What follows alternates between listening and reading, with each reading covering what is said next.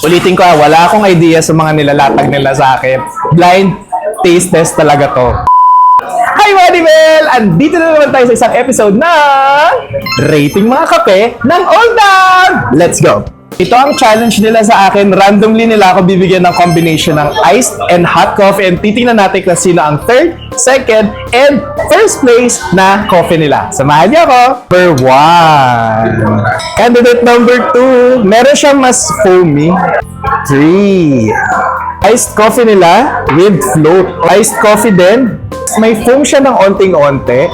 Darkest of all. Parang ginanon talaga ako. Hints ng sweetness. Parang dark roast siya. Nalasa ko yung palad ng farmer. Charay joke. May onting-onting acidity siya. Nasa dulong ng palate mo siya matitikmam. But it's not that evident kasi dark roast ata ang gamit nila. May nutty siyang lasa. But para siyang nandun sa borderline ng hazelnut. Masarap siya, lalo na with vanilla ice cream. So first ko muna siya. Yung universal pang cleanser ng palate ay water. Dugyot. Nilunok. Alam niyo ba, ang Old Town ay kilala sa white coffee nila.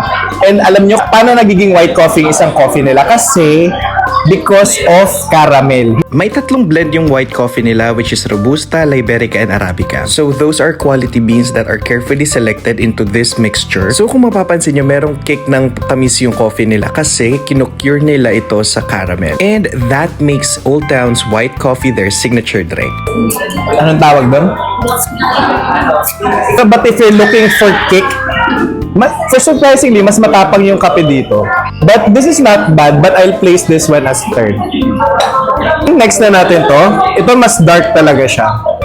Not necessarily mas dark, mas matapang But you'll expect na mas matagal siyang ni-roast yung beans. Mas matagal ma-roast yung beans, less acidity ang malalasahan mo. Wow! But parang may mocha, dark chocolate. Sweeter siya. Sweetest siya actually sa lahat.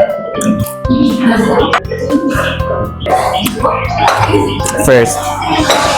Nakakaloko yung itsura niya. Andun yung lasa ng chocolate, dark chocolate. Parang nutmeg na hindi ko maintindihan. Basta mas spice siya compared dun sa dalawa. So ito may hints ng tsaay kasi medyo maano siya sa big. Yung pag nagdikit yung ngipin mo is oh my God. First ko to. Ang sarap. Parang andun explosion of flavor na nutty, chocolatey, sweetness ng beans. Hindi siya ma-floral but andun yung acidity is just right. Nasa gitna. Pag tinikman mo.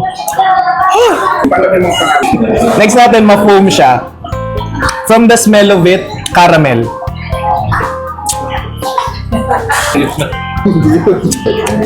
Shucks, ang hirap nilang i-rate. Parang may sarili-sarili silang characteristics and this is sweeter compared to this one. This one has caramel sa pagkakalasa ko. But this is very evident. Ba't ba ako nag-i-English? Very evident yung pagkaka-thick ng coffee niya. Andun yung pagka-bold niya. Hindi natanggal yung coffee bean taste. Dito kasi, ang evident dito is yung salted caramel. Nag-aftertaste lang ng coffee. Mga sweet tooth, ito ang i-recommend ko sa inyo. Last coffee, hazelnut ang amoy niya.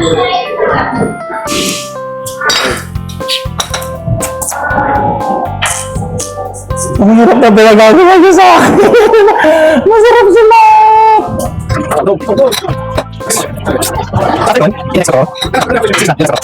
Final na. So, itong first ko, ito ang second, ito ang third. So, andito tayo ngayon kasama ang isa pinakamagaling na barista sa Old Town, sa buong mundo. Ay, sorry. And anong pangalan mo, ate? My name's Rona po. So, ito guys, itong rating na to is based on my personal preferences. So, ito ang aking top 3, but everything is great. Ano ang flavor profile niya? Anong pangalan? Bali po, ito po yung black coffee gaw po. May nilagay kayo pampatamis dyan? Creamer lang po talaga siya. Bukod dun po dun sa coffee po namin na black. Okay, alam niyo ba guys, kasi ang coffee, kapag nag-oxidize na siya, dun pumapait ang kape. Pero kung maganda yung pagkakagawa nila, dun mo malarasahan yung natural sweetness ng coffee. Surprisingly, wala daw siyang sweetener. Creamer lang talaga. Creamer lang po siya. siya ang aking third place. Ito te, ano to? Old Town White Coffee Hazelnut po. Oh my God! So tama yung kanina pagkasabi ko may hazelnut. Very evident yung hazelnut niya guys, sa scent pa lang. And then sa taste niya, nagko-combine siya after taste ng kape. Itong number 1 nila te. Bali siya po yung signature coffee po namin, si Old Town White Coffee. Ay, pakita mo sila. Sabi mo yung descripted to. Iikot mo yung phone.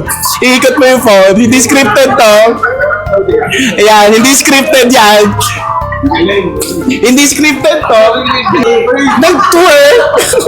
May vanilla ice cream. Ano ito? Old Town White Coffee Float po. Ice cream po. Wala siyang ibang halo na syrup, anything. Meron po siyang creamer and Eva milk. May milk po siya. Eva milk. Gatas ni Eva. Hindi ba yun? Hindi. Fifth place, ano to? Old Town White Coffee Salted Caramel po. Sabi ko kanina, medyo sweet siya. Personally sa akin. And I like strong coffee. Itong last go sa top 6. Town White Coffee Cham po. Cham? Yes po. Si Cham po is pinaghalong coffee na may tea. Anong cha ang gamit ate? Black. Instant tea po. Black. Ayun, yung black tea. Pag kainin mo kasi yung black tea, meron siyang gas-gas sa ngipin.